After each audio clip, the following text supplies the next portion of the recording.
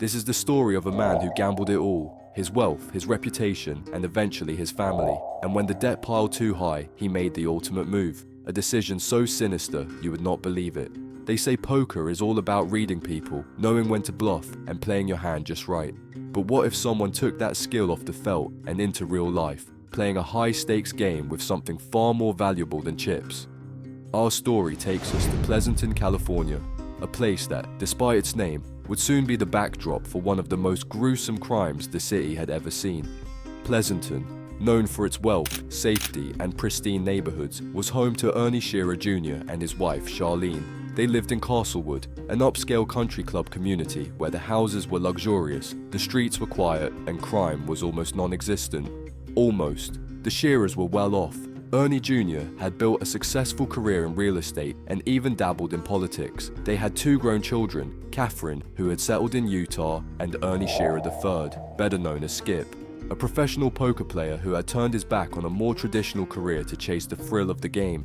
Skip was no ordinary gambler. He wasn't playing weekend poker games in smoky backrooms. He was in it for real. Big buy-ins, high stakes, and an unpredictable lifestyle that teetered between winning it all and losing everything.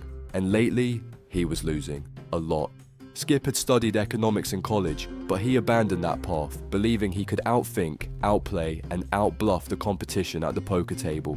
He was good enough to make a living, but he wasn't great. And in poker, if you're not great, you're losing. Debt started piling up, not just at the tables, but in real life. He owed credit card companies, loan sharks, and most importantly, his own father.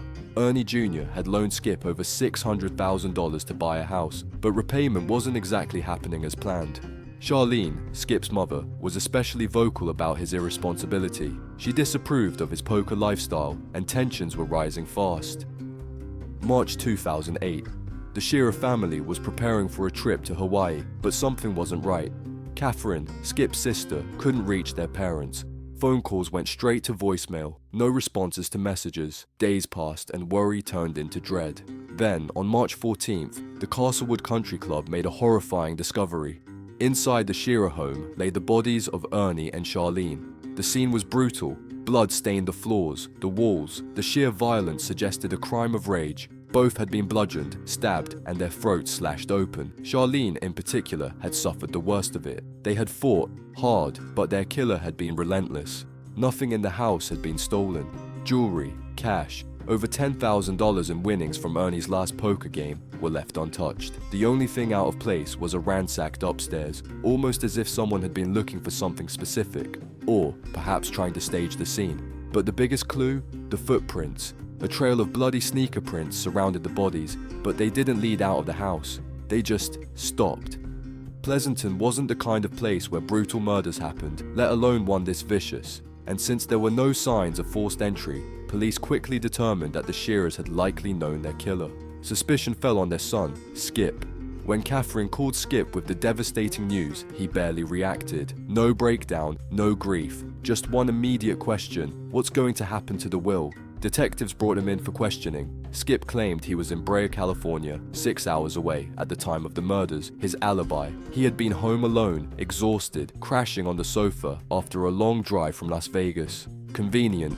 He even told investigators to check his phone records, saying they'd prove he hadn't left his house. But there was a problem. His phone had been turned off for hours during the night of the murder, and even more damning, surveillance footage showed a red convertible entering and leaving the Castlewood community on the night of the killings. Skip owned a red convertible. Skip had more secrets than just his whereabouts that night. Investigators soon learned he was living a double life.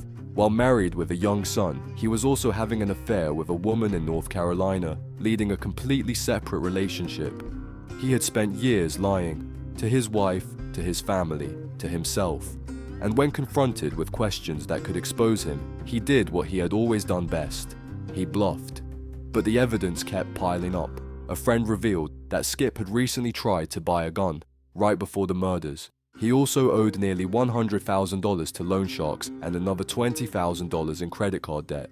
His poker career was collapsing, and his father had been pushing him to start repaying his debts. The inheritance, worth several million, would have been the perfect solution. But there was one problem. Skip wasn't eligible to receive it until he turned 30. He was 29. Then, investigators found the final piece of the puzzle, a receipt. Buried in the crime scene was a warranty card for a Nike baseball bat, the same type of bat that had likely been used in the murders. Tracing the purchase led them to a store near the California-Nevada border, and who had bought a baseball bat, gloves and sneakers there just days before the murders? Skip. As the case against him built up, Skip ran. He left town, ditching his red convertible, and started using the alias Bill Franks. He placed ads on Craigslist, looking for women to meet him in Vegas and New York, spinning tales about how he was an author on the run. But law enforcement was already on his trail. In February 2009, nearly a year after the murders, Skip was finally arrested. At trial, his defense tried to paint an alternate theory, but the evidence was overwhelming. Surveillance footage, phone records, the staged crime scene, his massive debts, the inheritance motive, and the baseball bat receipt all pointed to one conclusion: guilty on both counts of first-degree murder. Skip Shearer was sentenced to life in prison without the possibility of parole. His poker face had finally cracked. Skip thought he could bluff his way out of anything. He thought he could control the game, manipulate the odds, and cash in big. But this wasn't poker, this was real life, and in real life, the house always wins. And so, ends the story of a man who gambled it all and lost everything. Not just his freedom, but his family, his future, and any chance of redemption. So what's the lesson here?